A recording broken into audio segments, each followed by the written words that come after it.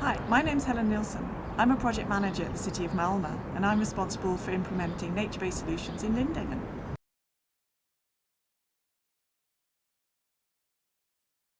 Okay, so how has being involved in Clever Cities helped us implement nature-based solutions in Lindängen?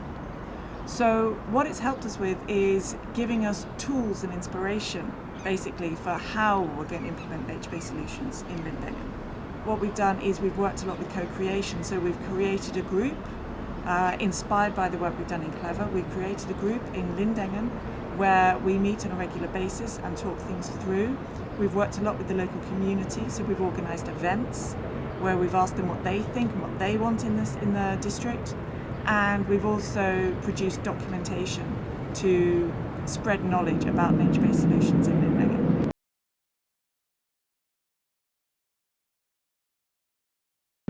I would say a tool that we've used in Clever is probably using stakeholders, how important they are, and mapping them and working closely with them through different methods, such as we're seeing the importance of having a presence in the district, having a continuous presence in the district, and listening to what the people in the district say and what their opinions are, and trying to inform and inspire them to have more nature-based solutions in the district.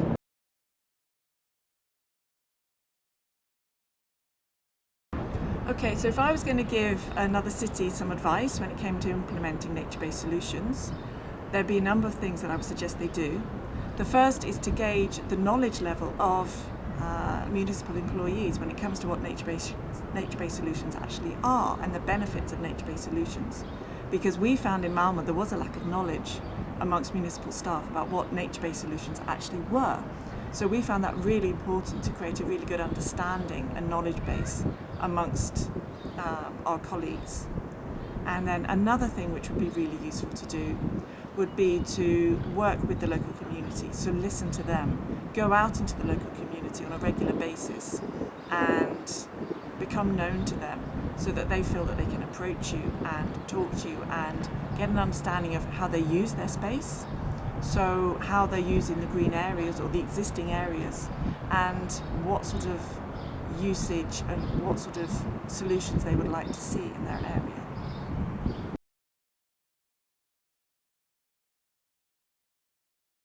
What I found particularly interesting in the Hamburg study trip was the site of the old racetrack that's being redeveloped into housing.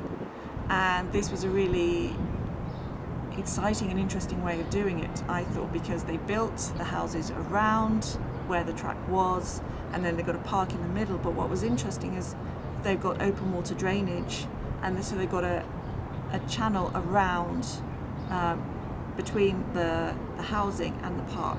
So that was really interesting. It creates a really interesting and nice environment, I think, for the people living there. And what makes it so interesting for us in Malmö is that we also have a racetrack area that was going to be redeveloped.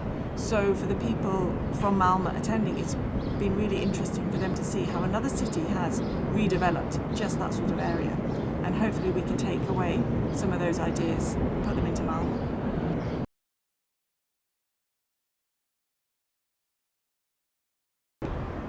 When it comes to the Clever guidance, I hope that what we have put into the guidance will inspire other cities to work on nature-based solutions and show them that it's not just the physical process of putting in nature-based solutions, it's also really important to work on the social process, to include the people in the process. I think that's really important.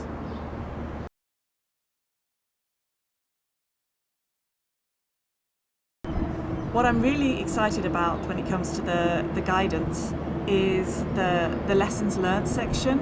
So that will be a really good communication tool to let other cities know what we've learned, what they can take away from that.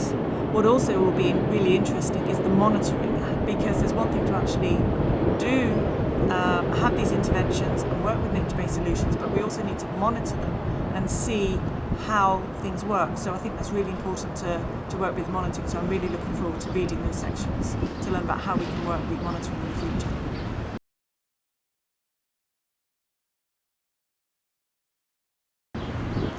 We've spent time here in Hamburg I've been here with 17 of my colleagues, which has been amazing, and the opportunity to bring 17 colleagues from loads of different departments. We've got the preschool department, the school department, the streets and parks department, the planning department, and the service department, to bring them all together and for them all to experience what we've seen in Hamburg together is really valuable, because they're all suddenly on the same page when it comes to nature-based solutions.